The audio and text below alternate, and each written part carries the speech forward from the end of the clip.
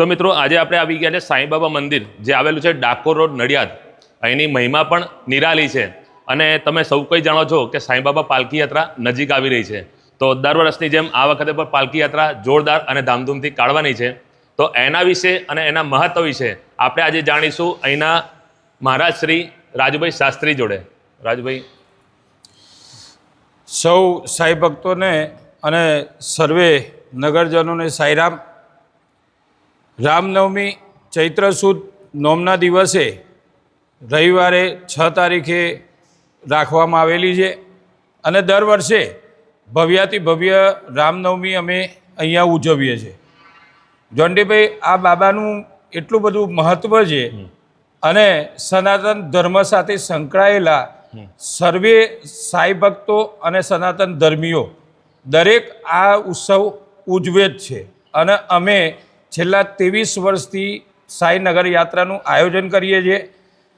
આયોજનની અંદર વિવિધ પાત્રો જેમ કે રામ લક્ષ્મણ છે, હનુમાનજી છે, રાવણ છે, સનાતન ધર્મની અંદર જેટલા દેવી દેવતાઓ છે એ દરેકના પાત્રો ભજવી અને અમે શોભાયાત્રા નગરમાં બાબાને નગર ચર્ચા માટે અને ભક્તોની આતુરતાનો જે લાવો છે એ આપવા માટે અમે નગરમાં લઈ જઈએ છીએ। વિવિધ માર્ગો ઉપર અમે બાબાને પરિભ્રમણ કરાવીએ છીએ। પરિભ્રમણ કરાવ્યા પછી અહીંયા મંદિરની નિજ મંદિરની અંદર પરત પાછા લઈને આવીએ છીએ। પાછા લાવ્યા પછી બાબાને આપણે અહીંયા મહાઆરતી કરીએ છીએ અને જેટલા ભક્તો આવે એ દરેકને મહાપ્રસાદનું પણ અહીંયા આયોજન કરવામાં આવે છે।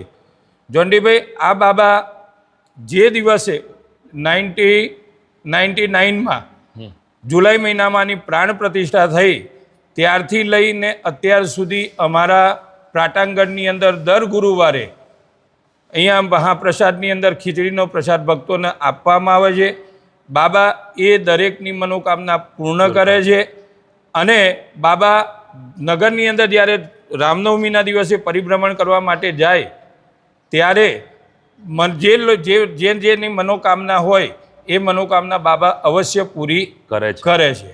તો મિત્રો, મારી અરજી એટલી જ છે કે 6/4/2025ના રોજ રવિવારનો દિવસ છે, પાલકી યાત્રા જોરદાર નીકળવાની છે। તો તમે સૌ કોઈ ભક્તોને મારી વિનંતી છે કે તમે પણ આવજો, બાબાના આશીર્વાદ લેજો અને મહાપ્રસાદનો લાભ પણ લેજો। હવે જો પાલકી યાત્રાના પ્રસ્થાનની વાત કરીએ તો સવારે 8:30 વાગે પાલકી યાત્રા અહીંથી નીકળવાની છે અને બપોરે 1 વાગ્યા સુધી પરત આવી જવાની છે।